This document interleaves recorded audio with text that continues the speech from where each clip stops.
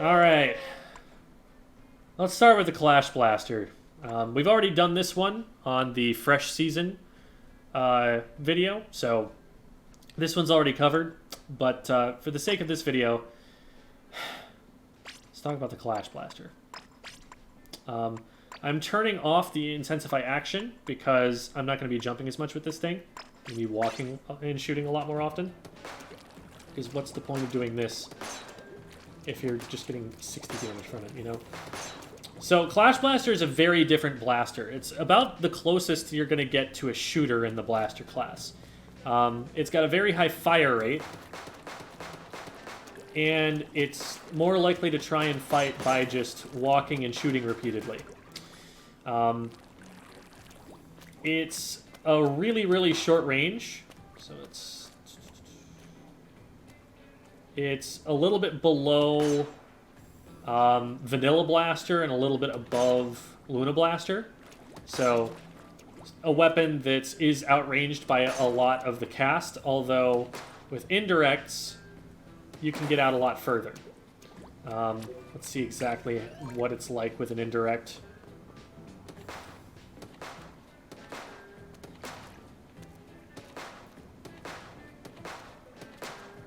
So it's still, I think, longer than splatter shot range with indirects being considered.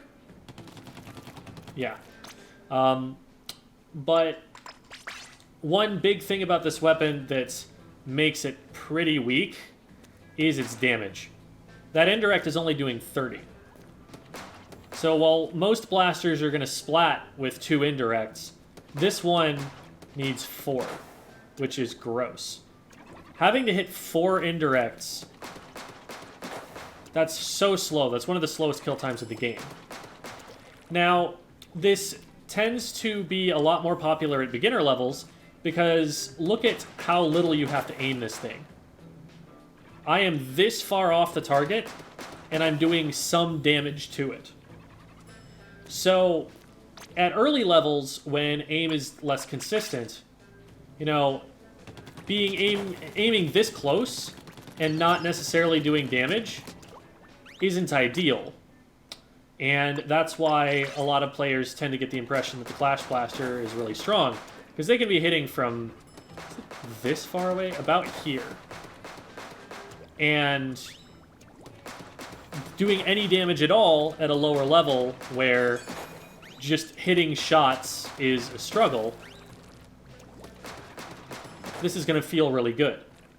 But once you get up to a level where players are a bit more capable with their main weapons, think about how many players I can splat with this weapon before the Clash Blaster splats 1 player. So, against the Clash Blaster, oftentimes, you know, if you're playing like a shooter or something, the best play is literally to just stand, you know, wherever it's convenient for you and to tank their shots and just keep shooting at them. Because you can splat them faster than they can splat you. Now that's true unless they're hitting directs. Directs actually give you a half-decent kill time. It's not phenomenal, but it is definitely better than those 4 indirects. And so once you get to, you know, higher levels, if you're trying to use a Clash Blaster, this is one of the things that you're aiming for, to be able to get those directs pretty consistently. It's not the only thing. You can, for instance, use that massive radius to hit around corners. And since that radius is so big, you know, even more so than the Luna Blasters, you're going to be able to use that to annoy people around those corners. And that's probably your best bet for doing safe damage if you're, you know, playing against players who hit their shots. Being able to double direct is definitely useful, but the players that are going to let you do this, to let you get this close, are either using shorter range weapons than you, or they're probably not at like a tip-top level. This weapon is really easy to wall out. It's not going to be able to paint for itself super well. See, that's pretty gross paint. There are definitely some gaps in it sometimes. So firing just one shot and swimming, you're gonna get there. You just might not get there as quickly as you would a fully painted area. And it's not gonna get its special especially quickly with it. We'll just see, you know, how fast it's gonna be able to farm that. So you see, that's about the best I'm gonna be able to get. It's taken a minute for me to be able to actually get this special charged. Now the kit that it's got is actually phenomenal for it. This is one of the best aggressive kits that you can give something. Splat bombs are awesome, and Trizuka is a really solid option for something that needs a little bit more ability to hit from range. And it's always a threat to just randomly get a pick with it at the beginning of a push, so that's super nice. But not much of a reason to use this over a splatter shot, not gonna lie. Vanilla splatter shot beats this in almost every way. The only way you can make it better is if you gave it a splat bomb. So that's a slight advantage that this has over it, that it has the splat bomb, but the main weapon on the splatter shot paints better, slays better, gets its special faster, more consistent in that you don't have to hit your shots super carefully just to get meaningful damage in a close range engagement. You get multiple tries faster. So the fire rate, you know, of this is faster than any blaster, but the fire rate of a shooter, you know, the Flash Blaster doesn't hold a candle to it. I can't think of much of a reason that you want to run this over a splatter shot. It's just, you really, really need to hit something around a corner and do very minimal damage to it from around that corner if you're using the Clash. Okay, this is a weird comp. We've got some paint with the arrow spray, which kind of saves it, but there's not a lot of paint to work with here, which is unfortunate because that's something that the Nautilus really wants, in addition to the two blasters. Gotta be super careful about that. It has a lot of range on me, and you know, the mobility is going to be a little bit better because it's a shooter weapon, and now I'm going to get flanked. Too many of us down there to really be able to hold. Probably should have backed up a lot sooner than I did.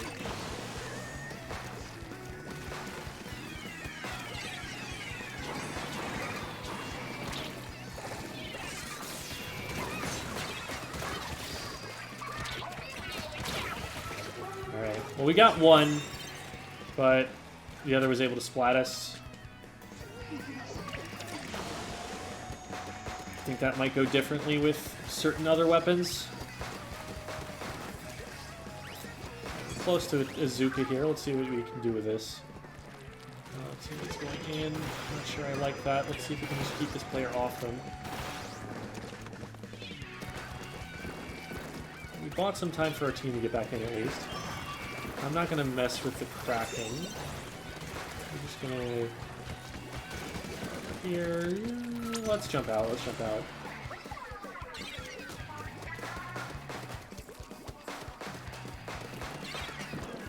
You can see, for a weapon with this aggressive a kit, I'm having to play really safely.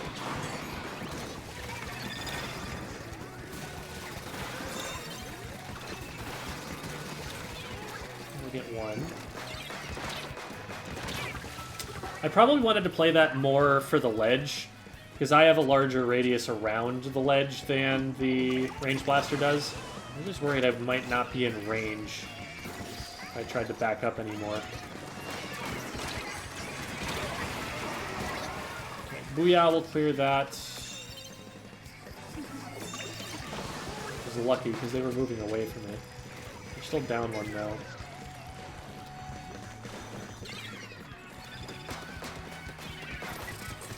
And there, you know, a lot of other weapons would have been able to finish that. You just don't have the kill time with the Flash Blaster.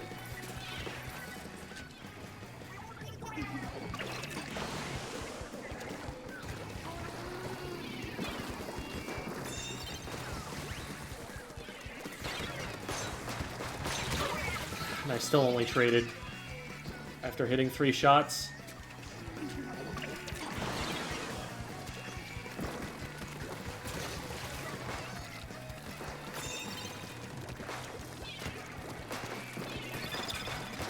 Should be able to catch that. Yep. Oh my god, that almost killed me.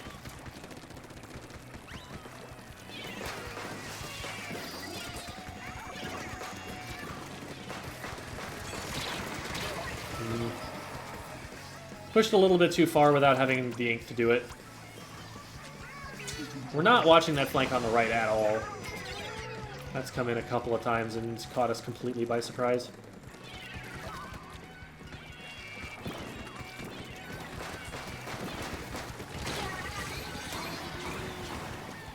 You can see, you know, these are a lot of positions where you would want to be sharking with a one-shot blaster that just kind of don't work with Flash.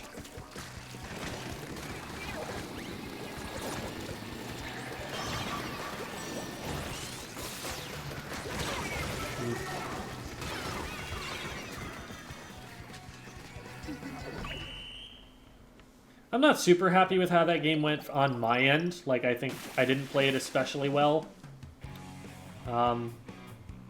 But also, there's a lot of blasters to get to, and I don't particularly have a lot of faith in this one either way. We'll start with the Rapid Blaster Pro, and then move down to the Rapids here. Rapid Pro is a really good main weapon. Its kit is not that. So let's talk first about damage, because this is going to be a bit different. Your indirects now do 35, and your directs do 85. So you get a combo off of indirect plus direct, or obviously 2 directs. Now, what you would really love with a weapon like this is something that can combo with that damage. So if maybe you can hit like a rolled torpedo into a direct, or just any kind of chip damage that you can get off of like a burst bomb. Lots of different ways that you could give that to this weapon. But as you can see, the range is phenomenal on it. This thing hits from really, really far away. So let's see here. So you're going to direct from about here. So this is well past even Splattershot Pro range. I think we're starting to get into the territory of the short-range chargers. Let's see how that compares to a Squiffer. Okay, so we are still in Squiffer range. But definitely better than a 52 gal, and I think better than a Splattershot Pro. Where's my Pro? Yes, better than the Pro. Probably around 96 range is what I'd guess. Yeah, 96 is starting to hit fall off from this range, but it's not quite there. Definitely very solid, you know, especially considering that this is a weapon that can hit up over ledges. Like, just look at that. That's gross. That's dumb that I can do that. That's nice. So this is a really great weapon, main weapon, for harassing backliners. You can just be, like, so far away and still be trying to help clear them away from the positions where they're trying to aggress your front line from. Alright, we changed color here because I ran out of disk space, which is fine, because the game that I played, before I realized it, ended up having a disconnect, and we lost because of it. So, we're going to get a better one this time. Anyway, going back to what I was talking about before, in Splatoon 2, the way that this was used, because it had Splash Wall and Ink Armor, was that you threw the Splash Wall, and then that kept you safe from an E-liter long enough to get into range to be able to hit them over the top of ledges like that. And the fact that it also had Ink Armor made it so that it could protect its teammates from being one-shot by E-liters. So this was actually a phenomenal anti-E-liter weapon in that meta. Problem is, it doesn't really have any of that utility anymore with this kit, so not as much going for it there. The Ink Vac does have a little bit of synergy in that the mode you're going to consider blasters on most is tower control, and that's also the mode you're going to consider Ink Vac on the most for being able to hold the tower. So it's not terrible there, but it's not phenomenal either. It is, one nice thing, it is a little bit of a counter to Kraken being on tower, because a Kraken can't actually approach an Ink Vac. It gets stopped by the Vac. And so, for that reason, you know, it being on tower can actually keep you safe from that. So if it's something you really want to try, that might be one use case. One last little trick that's really useful with specifically these weapons is that a spark, this hitbox, the 17.5, combos with a direct. So it's very common that a weapon's going to try and rush you down and get into your range, where you need to hit a direct or else you don't hit them at all. And it can be really difficult to hit that direct if they're like moving back and forth or right on top of you. So it can sometimes be easier to hit that splash damage at their feet. And so if they're right up here, right up close, if you can just hit that reliably, then you're one direct away instead of having to hit two directs or whatever. So if you've already hit a direct and then they got on top of you, see if you can go for that spark. That spark, incidentally, will also happen off of walls. So you can kind of get creative with what terrain they're near and how you plan on getting that last chunk of damage. So this is going to be a significantly different strategy from what you've been seeing so far, just because of the range. I'm basically going to be playing keep away. I'm going to be playing so that I'm in range, but my opponents are not. We've got a decent amount of chip damage to follow up with us here. We've got a couple of burst bombs and a Splatana Stamper. So that's going to mean anytime an opponent gets damaged, we might be able to help finish it off with a little bit of damage of our own. We can poke and prod and see that was an assist for us. Just doing those extra little bits of damage make it a lot more winnable of a fight for our teammates, even if we're not going to be right there to help with it. I was really hoping we were going to be able to... And that's a bamboo. Really hoping we were going to be able to defend ourselves there, but that is one issue if you do get snuck up on. You can see that that situation becomes significantly more awkward than if I were, say, a Lunar Blaster, and I had that massive, massive indirect radius. So, some pros and cons, but having, you know, a decent understanding of spacing and knowing not to get too close, how to accomplish that, this kind of play style is really strong.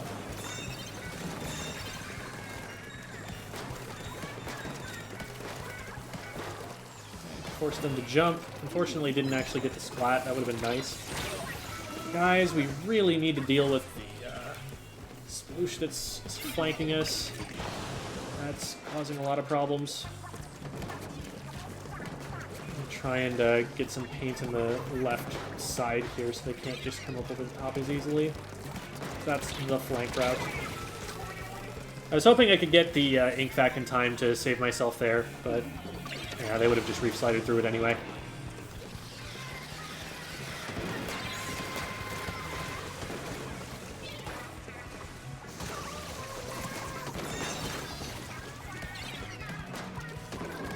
And remember that you can use your Toxic Mist as a scuffed vision tool. Something that will show you where opponents are, because they will make the little noise when they go into it.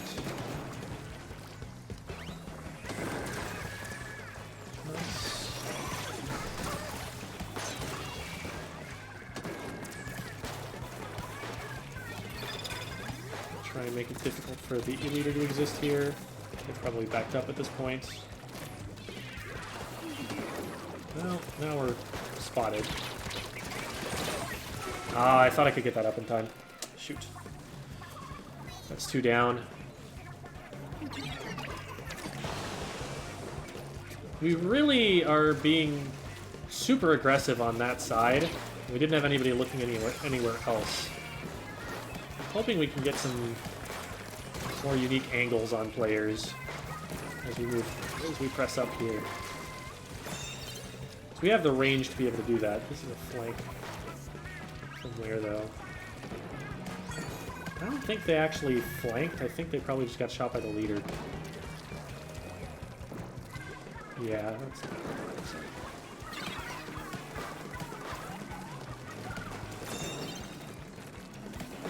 Playing a dangerous game. Oh, God.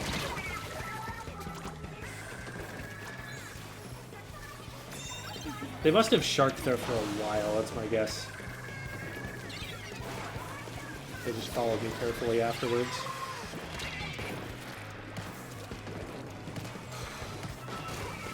It is annoying that we keep getting hit from that particular flank.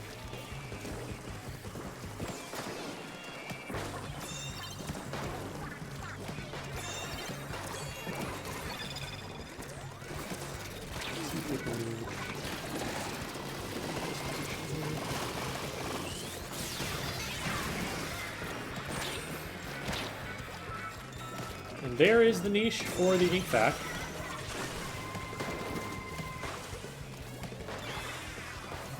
Alright, we got through that check.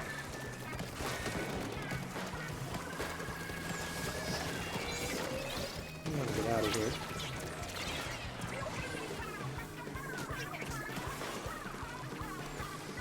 Alright, so it's not a really big lead, but it is a lead. Lucky there the leader missed the shot.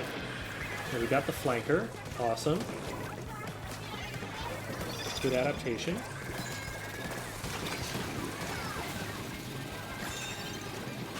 Flanker's the only one who's up.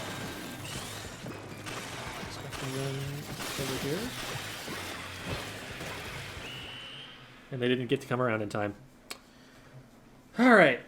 Like I said, it's a weapon that's great if you're good at keeping people away from you, if you're good at keeping your distance from them. And we're going to see a similar story with the Rapid Blasters, which come next. That was the Rapid Pro. The major difference is that the Rapid Pro is going to be a little bit longer range and a little bit slower fire rate. So here's the fire rate now.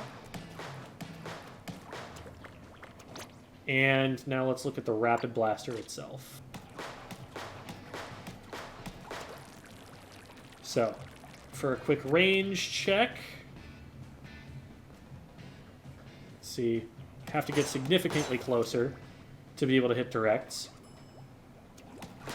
But, same kind of damage idea.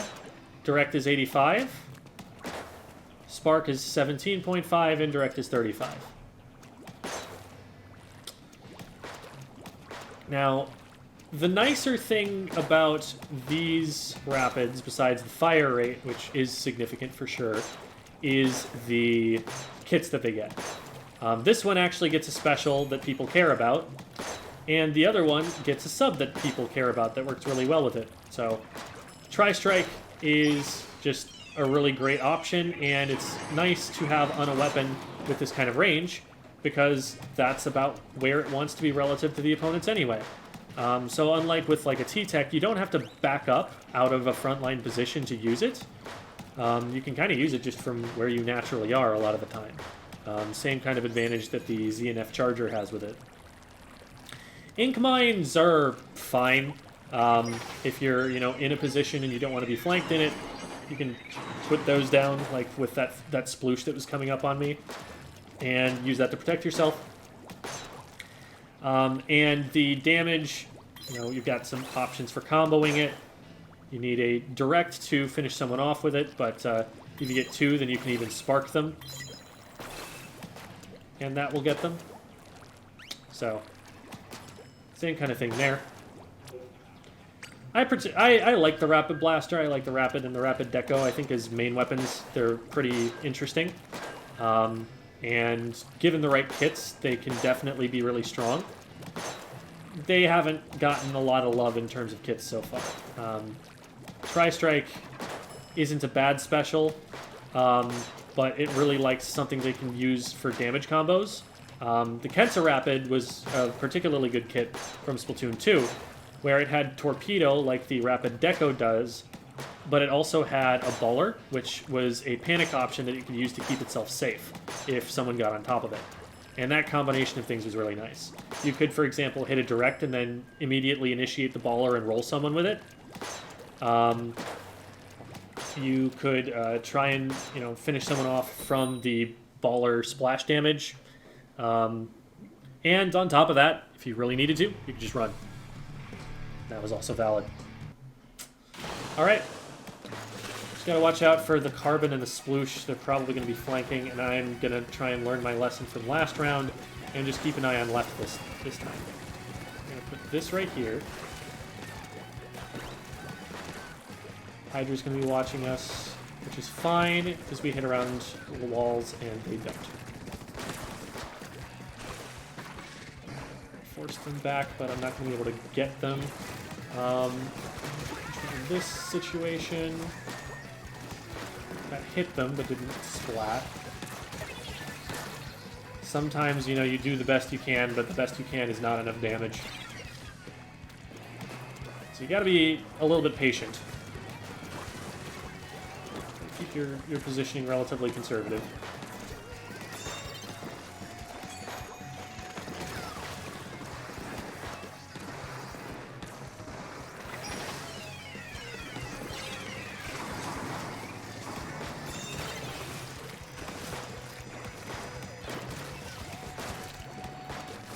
One hit.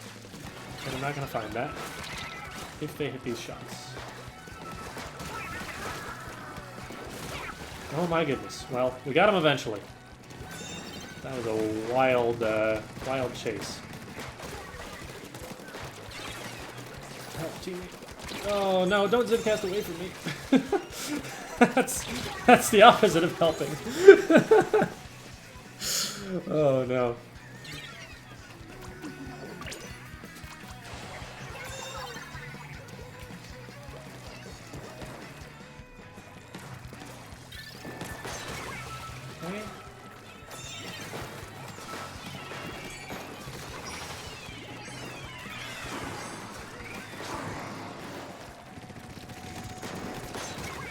Needed to hit the direct, but after that it was fine. Nice. Okay. Nobody on tower at the moment. There we go. Okay. Try and handle common routes that they can get out into, like we talked about with the range blaster. We're trying to cover as many options as we possibly can here for them to move with our shots. So we're looking for where they're going to be coming out and trying to put shots there preemptively before they get into a position that has any impact on the game.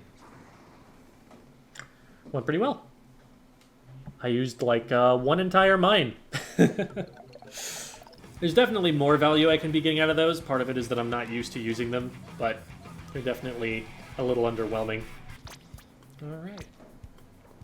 And now for one of my personal favorites. The Rapid Deco. I think I already did this on the Fresh Season one, but forget it. We're doing another one. Because torpedo combo, very cool, very poggers. And Inkjet, coolest special in game. So we're going to get some bonus Rapid Deco content. The weakest link on this this kit is definitely the Inkjet. Inkjet has lost the armor that could keep it alive from getting one shot, and it's really suffering for it. There are some maps with some pretty good spots to use it from. Just, you got to be very careful that you're not getting taken out of the air with it.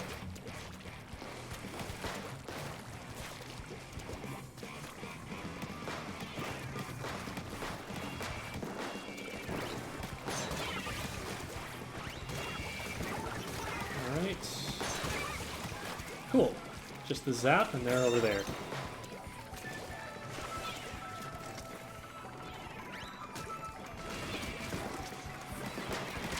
One of the nice things here is that the torpedoes, even more so than the mines, give you a good option for figuring out where people are prior to trying to target them.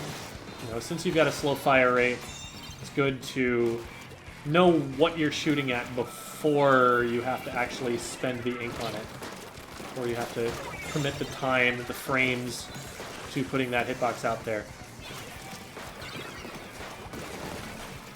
So, I think if you're gonna play the, like, rapid playstyle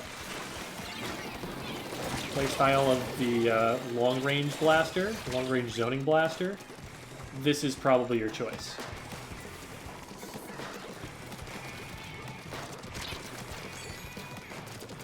Okay, well...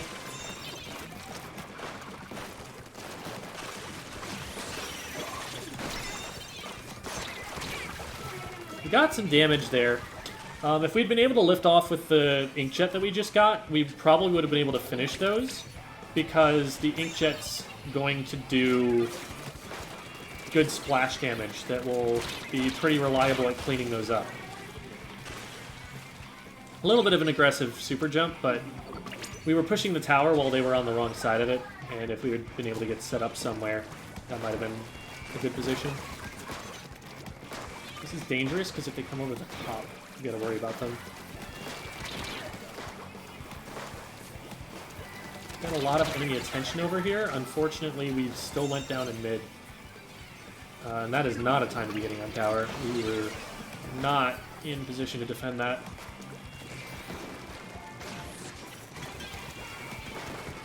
Surprised that didn't lock on. Maybe I rolled it by mistake.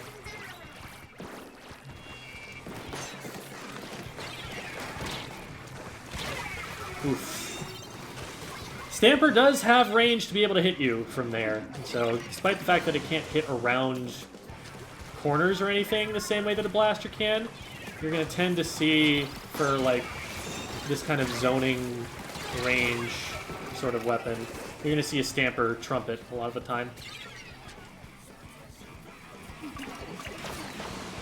We're all standing in the same place, shooting from the same direction, so we're going to be able to avoid that. Make sure that we don't get pushed here. Oh, shoot. Did not mean to drop. Please, nobody notice. Thank you. Just looking around here to make sure that the area behind us is clear.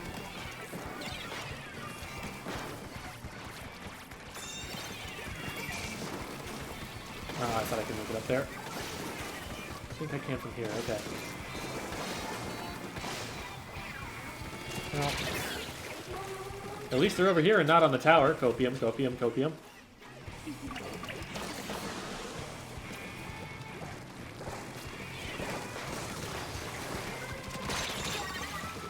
Behind you. Okay. Whew. Okay, there's the wipe.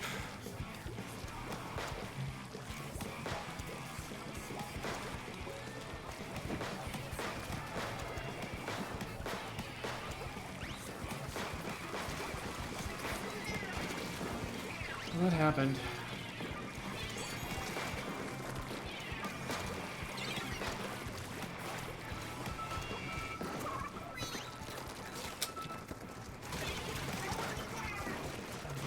Well, they're still dead.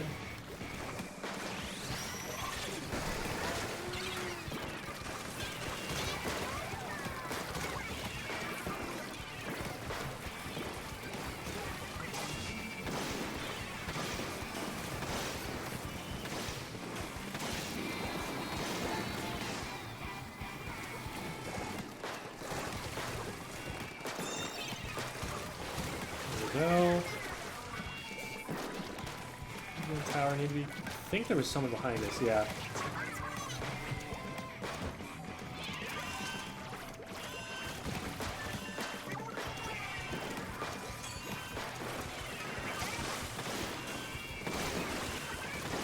Well, tower's dead.